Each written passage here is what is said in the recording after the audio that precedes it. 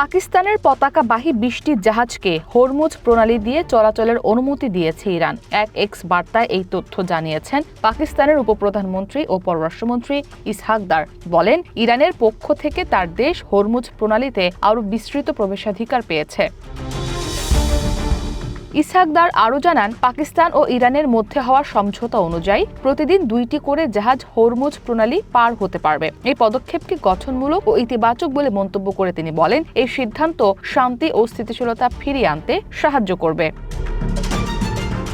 এদিকে আঞ্চলিক নিরাপত্তা ও দ্বিপক্ষীয় সম্পর্ক আরও জোরদারের লক্ষ্যে ইরানের প্রেসিডেন্ট মাসুদ পেজেশকিয়ানের সঙ্গে দীর্ঘ ফোনালাপের দাবি করেছেন পাকিস্তানের প্রধানমন্ত্রী শেহবাজ শরীফ। স্থানীয় সময় শনিবার দুই দেশের নেতার মধ্যে ঘণ্টাব্যাপী অত্যন্ত গুরুত্বপূর্ণ ও গঠনমূলক আলোচনা হয়েছে বলে জানানো হয় পাকিস্তান প্রধানমন্ত্রীর কার্যালয় থেকে।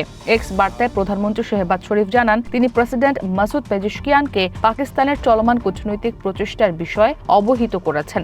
আমেরিকা ও উপসাগরীয় দেশগুলোর সঙ্গে সংযোগ স্থাপন করে সংলাপ ও উত্তেজনা প্রশমনেরও উদ্যোগ নিচ্ছেন বলেও জানান শেহবাজ শরীফ। এ সময় ইরানে ইসরায়েলের হামলার তীব্র নিন্দা জানিয়ে ইরানের সাহসী জনগণের প্রতি সংহতি প্রকাশ করেন পাকিস্তানের প্রধানমন্ত্রী। হামলায় নিহতদের প্রতি শোক জানিয়ে আহতদের দ্রুত সুস্থতা কামনা করেন তিনি। এক্স বার্তায় আরও জানান, ইরানের সঙ্গে ভ্রাতৃত্বপূর্ণ সম্পর্ককে আরও উচ্চতায় নিয়ে যেতে তিনি ব্যক্তিগতভাবে কাজ করে যাবেন। এ সময় পাকিস্তান প্রধানমন্ত্রী কূটনৈতিক প্রচেষ্টার প্রশংসা করে প্রেসিডেন্ট পেজেশকিয়ান ইরানের বিরুদ্ধে ইসরায়েলের চলমান হামলা নিয়ে তার দৃষ্টিভঙ্গি তুলে ধরেন। এছাড়া আলোচনার সুবিধার্থে আস্থা গড়ে তোলার প্রয়োজনীয়তার উপরও জোর দেন। শান্তির পক্ষে পাকিস্তানের সহায়ক ভূমিকারও প্রশংসা করেন ইরানের প্রেসিডেন্ট।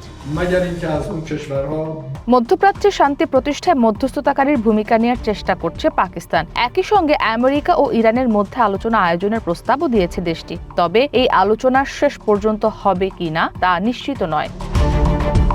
ইসরাত মুক্তি, ওয়ান ইন্টারন্যাশনাল ডেস্ক।